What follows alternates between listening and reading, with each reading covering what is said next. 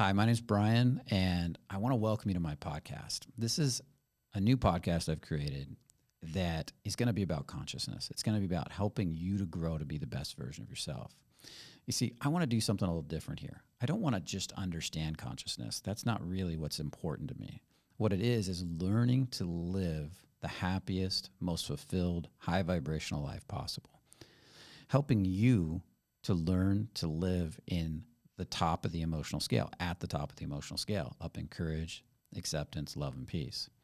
If you guys know the emotional scale, which I teach a lot about, we'll be talking about a lot on this podcast, to me, that is the source of real growth. Apathy, grief, fear, lust, anger, pride is the bottom of the emotional scale. That's the AGLEP emotions that keep us so stuck in life.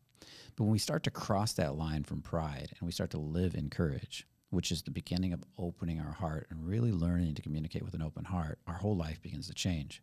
From there, we begin to climb the podcast up to acceptance, love, peace, joy, all these amazing emotions that are available to us at any given moment when we learn to open our heart. That's what I want this to be about, learning to live in that top emotional state without renunciating, without having to go sit in a monastery, without having to sit at the top of a mountain for the rest of your life. Sure, those things are great, but when you learn to be powerfully present while getting up to go to work in the morning, while dealing with your screaming kids, while building a business, you start to learn to be the best version of yourself. You see, learning to keep an open heart, stay at the top of the scale, under tension, under stress, is where you really begin to shine. You see, the most successful people I see in the world do this. They do this naturally. They operate from higher states of consciousness. And by doing that, they not only bring their best self to the work they're doing, which increases the passion and the joy for life and for the work they're doing, it also multiplies it. It allows that business to grow bigger, faster. When people live in this state, they actually start to attract to them in a much easier way all the resources needed to truly become successful. The right people show up, the right customers show up. They stop being so attached to the money and they start using the money to multiply in the right way. They stop being so attached to the results, and then the results happen naturally. You see, as we break attachment to outcome, as we let go of this part of us that thinks, I have to force this, I have to make this happen, I have to drive this to happen, and you start being more open and more free, you start to see possibility everywhere. You start to become magnetic. You start to become attractive. That's why so many people show up and want to help you take your business, your life, your success to the next level. And this happens in all areas of life. So my mission in life has become to help people grow to the next level, grow to that level where they vibrate magnetically, attracting everything they want. There's a lot of teachers out there that say you have to push, you have to force, you have to fight, you have to struggle, you have to climb, right? But in reality, I don't agree with them. I think the people that are good at that fight, that are climbing, they've fallen in love with the fight. The Dan Peñas and the Dan Peñas of the world, and that David Goggins, that's who I'm thinking of. The David Goggins of the world, they love the fight. They write books about it. They get turned on for it. And they get really emotionally invested. So that brings me to the next thing. That to really live in this state, to be able to climb to the top of the emotional scale, you have to feel these emotions, these vibrations through every part of your body. You have to learn to get out of your head. And this is really important and very close to me because I lived the bulk of my life completely locked in my head. Matter of fact, my teacher said I was so in my head, I was above my head. And I was miserable all the time. I had no relationship to my body. And as I built that relationship, as my teacher spent 4 years with me teaching me to get into my body, and I fought to get down in my body. I worked hard to get down in my body. And then I realized that getting into your body is not about fighting. It's about surrender. Then everything began to change. I began to feel my heart. And when I started living life through an open heart, through giving love to the world, appreciation, joy, I started to get that in return. When I started to give courage to the world, which is the beginning of an open heart, I started to get that in return. When I started living from my stomach, which is where your gut instincts are, you can look up gut as a second brain if you want to understand this better, I started to get more definitive, more powerful, because the gut is the power center. We can repress anger in there and get lots of gut issues, which so many of my clients have had in the past and I had.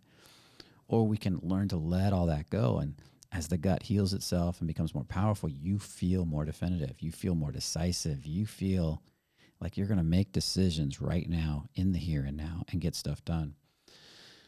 When you learn to live from your hips and you start to release that area and start to live and cap in the hips, up in that courage and above area of living, you start to feel more creativity.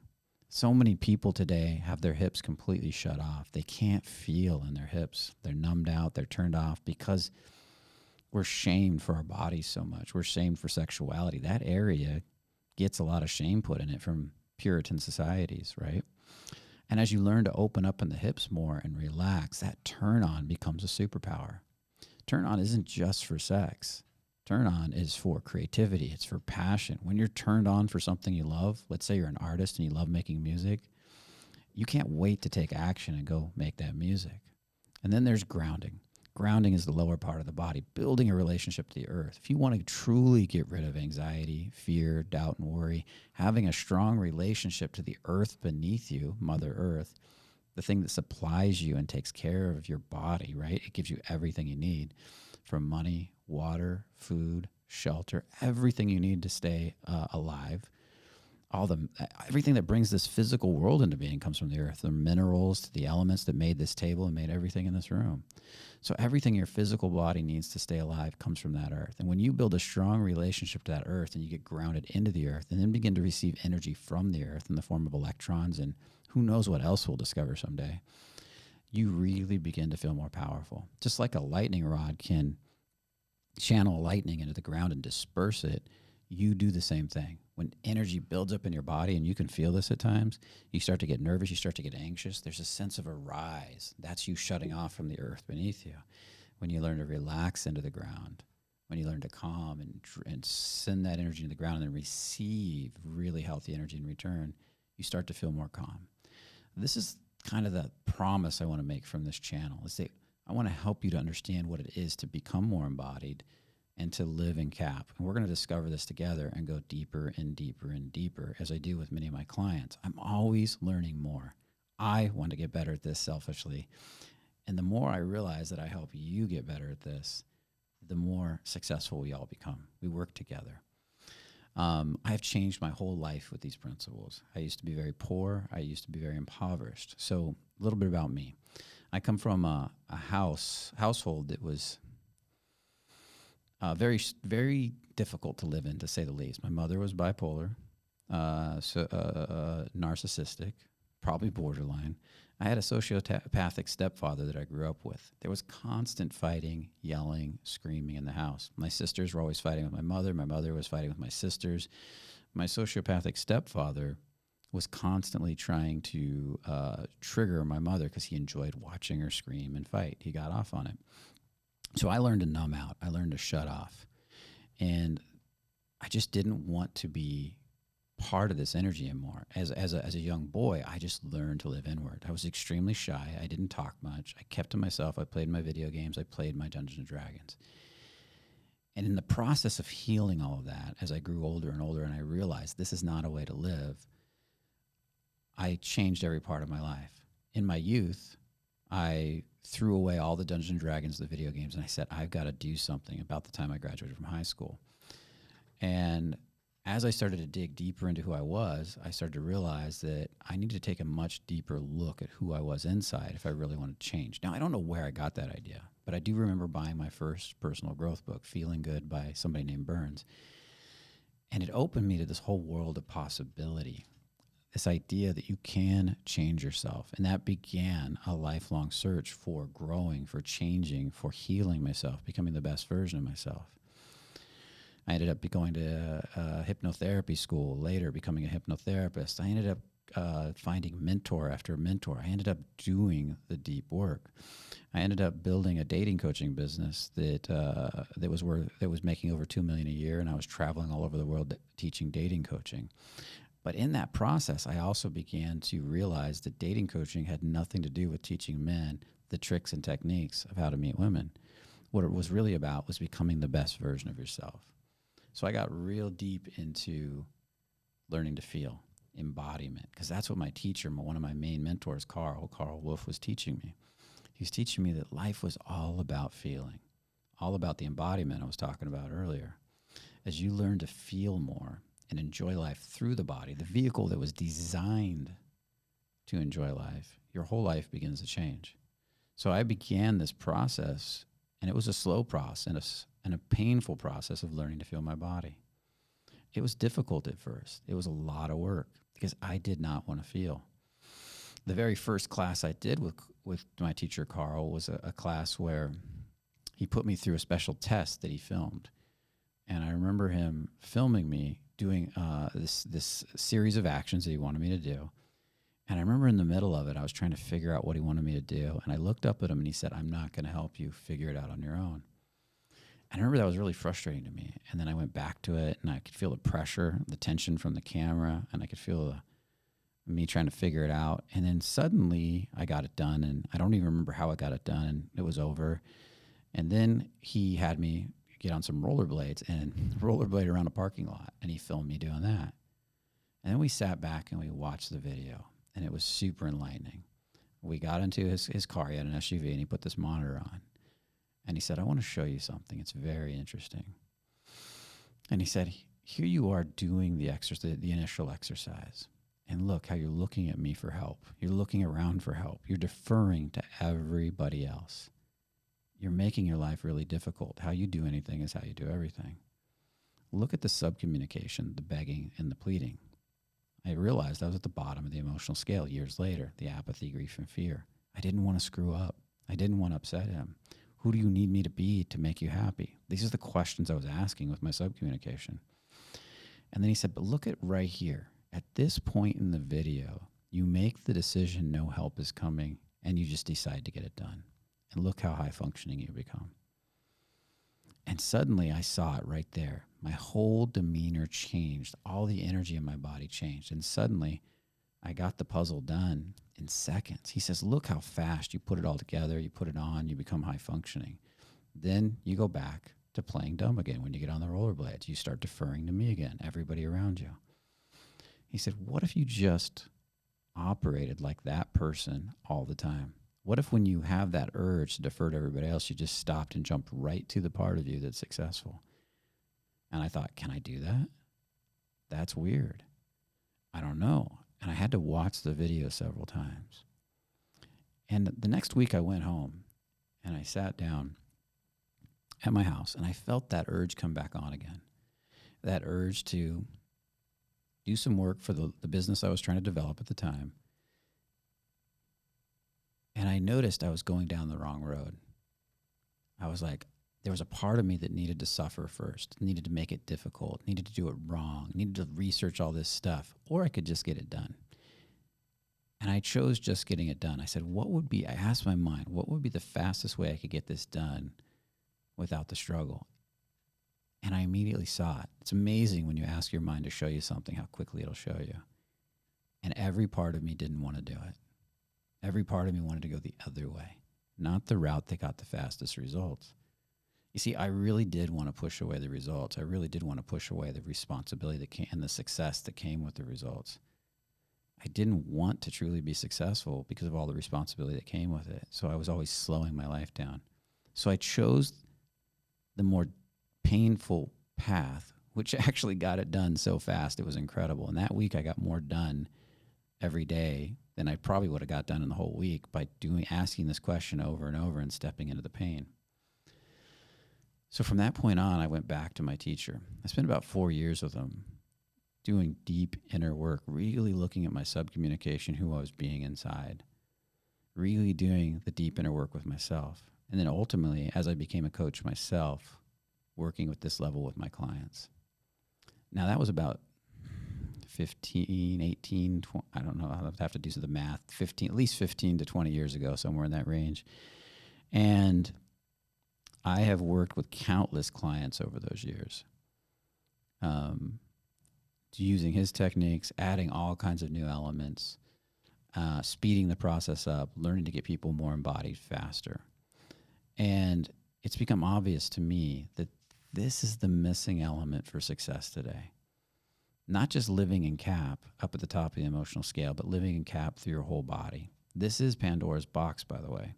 When you unlock Pandora's box, you got to be ready for what's inside. And up until then, I'd have been intellectualizing personal growth. I wasn't really good at growing. I was good at understanding personal growth. I was chasing understanding.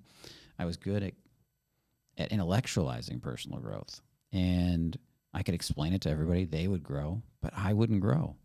It's because I just didn't know how to feel. And this is what Carl finally showed me. He showed me that if you just learn to feel, your whole life is going to change. All that stuff you've been learning all those years, all those books, all those trainings, all those courses will start to work. Because the only reason they're not working right now is because you're not feeling. And so I had to really work hard to learn to feel. I didn't want to feel. And you might ask, why wouldn't you want to feel? If feeling is the secret to the answer. You might ask, why wouldn't you want to feel if feeling is the real secret? And the answer was simple. It's because as you go back into these parts of your body you don't want to feel, you tend to feel grief, sadness, pain, loneliness first. If your heart's been hurt a lot, yeah, you want to wall off your heart. And when you go back in there, you have to go through the sadness, the pain, the loneliness, the grief. But on the other side is the joy. You don't realize the grief is your love, self-love, love repressed. When your stomach is repressed, you close off and you feel lots of anger. You push down anger, your definitiveness, your personal power. When that turns back on, you begin to be able to handle emotions coming at you so much more powerfully. It's like you can digest the emotions and you become very definitive with the people in front of you. And you start to realize your power, the power you have in the world. This vehicle is designed to manifest. It's designed to bring things from the non-physical idea, so let's say even above, like you get something downloaded. This is my mission in life. You begin to see it, you begin to form it, and then bring it through the body, through expression, through attaching appreciation, joy to the idea, power to the idea, turn on the idea, and you bring it into physical reality. That's a process that you can do through embodiment. But most people aren't doing that. What we're doing is we're looking out in the world and we're asking the world how we should be. I see a girl reject me. I feel horrible, but she gives me validation. I feel good because I'm getting my sense of purpose from the world, from women in that case. Or the same thing could happen with a woman to a man. How about in business? If I succeed and get money, I'm valuable, I'm important. But if I lose money, I'm bad. And so you end up on this roller coaster ride of life, letting the outside world dictate how you should feel. What if you could break free from that? What if you weren't getting your sense of value from women, from men, from other people, from money, from the environment? What if something greater, that's what all spiritual concepts are about, was actually your source of value? What if you were more and more unattached to outcome to the outside world? How powerful could you be? How confident could you be? Now, when you look at that beautiful woman or man, depending on who you're dating, you could say, and be truly yourself. You could say, damn, you're beautiful. And if she rejects you, you'd be like, okay, I don't know her. Why does her rejection bother me? It's like, no, you're still beautiful. But anyways, have a beautiful day. And then she's like, damn, I didn't even affect that guy. He's solid. Or when you're in business and you lose some money, you're like, that's part of the dance. Then the next day you make twice as much. I've seen this happen time and time again. I've lost a lot of money and made more over the years. And this, to me, is the real key to success. Because as you relax into the body, as you're no longer attached to the world out in front of you, you begin to see solutions everywhere. You see, most people, when they're really attached to the outside world, we see challenges and problems. We can list all the reasons this new business could fail, might fail. We focus on what's wrong because we're worried about this world out here. But as we learn to get our sense of value from something greater than ourselves, from source, let's say, from God, depending on how you want to say it, you begin to see the outside world more clearly. You begin to see the outside world from these higher states of consciousness, courage, acceptance, love, peace.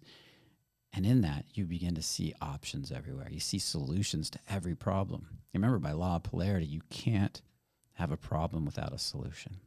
So every problem you've got has a solution already in the environment waiting for you to see it. And all you have to do is raise your consciousness to see it. I've seen this time and time again with clients and with myself. This is a powerful come from. This is a powerful realization. To really illustrate this more, I want to ask you a question. If we took your life, and I've really thought about this, and I've asked a lot of people this question, we took your life with all the options you have in it, and we could pluck your consciousness out, and we could put in somebody else's consciousness, like let's say Richard Branson. But he couldn't use any of his old resources, he couldn't call anybody he knows. He just had your life to work with. How long would it take him with his consciousness to take your life and blow it up to create success everywhere? You could say that with money, but let's say you got a dating issue. Maybe we put in somebody who is amazing at dating and meeting women or meeting men, loves themselves and loves the opposite sex, doesn't have a problem. The same thing would happen. How long would it take?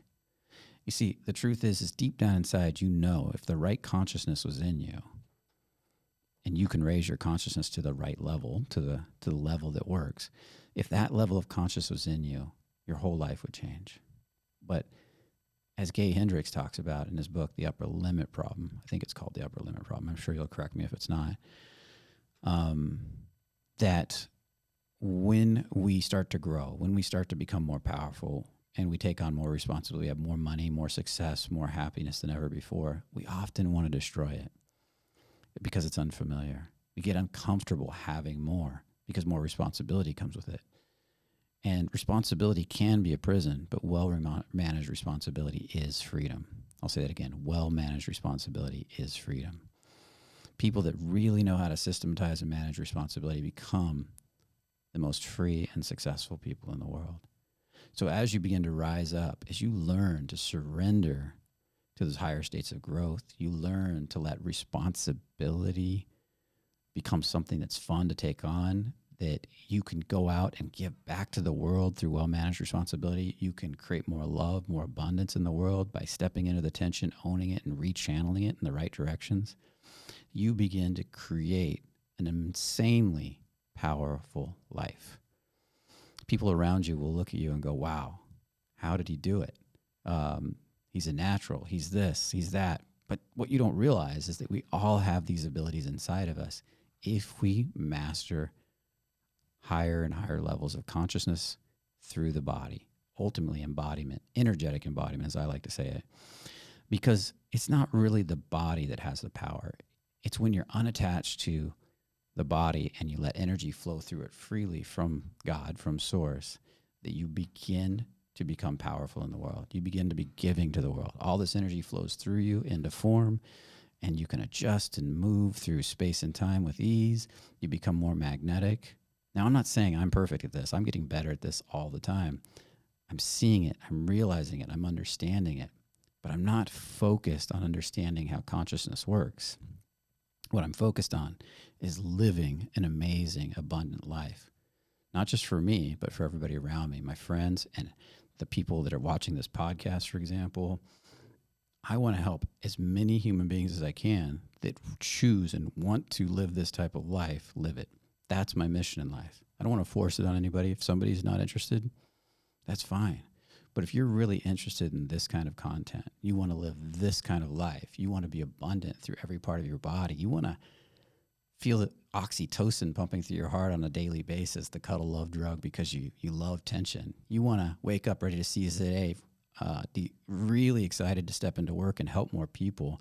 You want to create a better reality for you, your family, and the people you love, and anybody else that wants to join you.